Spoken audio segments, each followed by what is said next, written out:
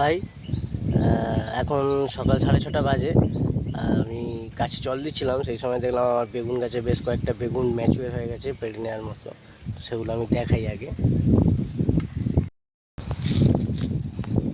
এই বেগুনগুলো পুরোপুরি মানে রসগোল্লার মতোই দেখতে, এখন ছোট ছোট কিন্তু খেতে খুব দারুণ বেগুনগুলো।